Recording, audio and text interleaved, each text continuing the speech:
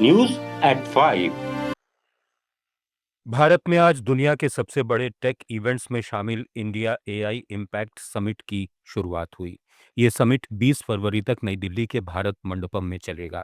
इस समिट के साथ साथ इंडिया एआई इम्पैक्ट एक्सपो भी हो रहा है, जहां 30 से ज्यादा देशों की 300 से अधिक कंपनियां अपने लेटेस्ट एआई सॉल्यूशंस पेश कर रही हैं। समिट में एक्सपर्ट्स ने एआई को लेकर बड़ा संदेश दिया। इन्फोएज के फाउंडर संजीव पिखचंदानी ने कहा कि एआई नौकरियां खत्म नहीं कर रहा बल्कि प्रोडक्टिविटी बढ़ा रहा है। एचसीएल के पूर्व सीईओ विनीत नायर ने कहा कि एआई 50% नौकरियों को प्रभावित करेगा। प्रधानमंत्री नरेंद्र मोदी ने सोशल मीडिया पर दुनिया भर से आए मेहमानों का स्वागत करते हुए कहा कि यह समिट सर्वजन हिताय सर्वजन सुखाय के विजन को आगे बढ़ाता है। इस समिट में आम लोग एआई को खेती, सेहत और शिक्षा में काम करते हुए सीधे देख और समझ सकेंगे। केंद्रीय आईटी राज्य मंत्री जितिन प्रसाद ने इसे भारत के लिए बड़ी उपलब्धि बताया है। में ग्लोबल साउथ की आवाज बन के भारत उभरा है। वो जमाने खत्म हो गए कि कुछ लोगों ने टेक्नोलॉजी का इस्तेमाल करते हुए आगे बढ़ गए और कुछ पीछे छूट गए, और भारत उन लोगों की आवाज बन के उभरा है। और आप देख सकते हैं कि ये जो समिट हो रहा है, पूरे विश्व की नजरें लगी हैं कि इसके आउटकम्स क्या होंगे, क्या दिशा निर्धारित होगी, और आने वाले समय में भारत अहम भूमिका निभाएगा। जैसे इंटरनेट सर्विस प्रोवाइडर होता था, मगर Bharat artificial intelligence provider of the world बन के उभरेगा।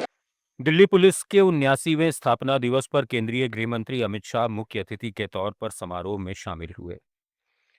इस मौके पर उन्होंने दिल्ली पुलिस को 10 नई परियोजनाओं की सौगात दी। इन परियोजनाओं का उद्देश्य राजधानी की सुरक्षा व्यवस्था को और अधिक मजबूत करना है। अमित शाह ने बताया कि दिल्ली को 10,000 कैमरों से जोड़ने की योजना के पहले चरण में 2100 कैमरे लाइव हो चुके हैं, जबकि पहले से लगे 15,000 से ज्यादा कैमरों को भी इस सिस्टम से जोड़ा गया है। गृह मंत्री ने कहा कि सेफ सिटी योजना आने वाले समय में दिल्ली को और सुरक्षित बनाएगी। के साथ एकीकृत होगी। 10,000 कैमरों से दिल्ली को जोड़ने के कार्यक्रम के प्रथम चरण में 2100 कैमरे भी लाइव जुड़ चुके हैं। दिल्ली में पहले से मौजूद 15,000 से ज्यादा कैमरे को भी इसके साथ जोड़ने का काम पूरा हो चुका है, और मुझे विश्वास है कि सेफ सिटी प्रोजेक्ट आने वाले दिनों में दिल्ली की सुरक्षा को बहुत आगे तक ले जाएगा। मित्रों, आज हरियाणा के पलवल में दूषित पानी से मौतों का सिलसिला थमने का नाम नहीं ले रहा है। हथीन उपमंडल के छायसा गांव में पिछले 2 हफ्ते में कम से कम 12 लोगों की जान जा चुकी है, जिनमें 5 बच्चे हैं। स्वास्थ्य विभाग के मुताबिक मृतकों में से 4 लोगों की मौत हेपेटाइटिस बी के कारण हुई है, जबकि अन्य मामलों की जांच जारी है। ग्रामीणों में बुखार, पेट दर्द, दस्त और सिर दर्द जैसे लक्षण सामने आए हैं। पलवल जिला प्रशासन ने गांव में मेडिकल टीम तैनात कर दी है। अब तक 400 से ज्यादा लोगों की जांच की जा चुकी है और डोर टू डोर स्क्रीनिंग जारी है। करीब 1,500 लोगों की गहन जांच की जा रही है।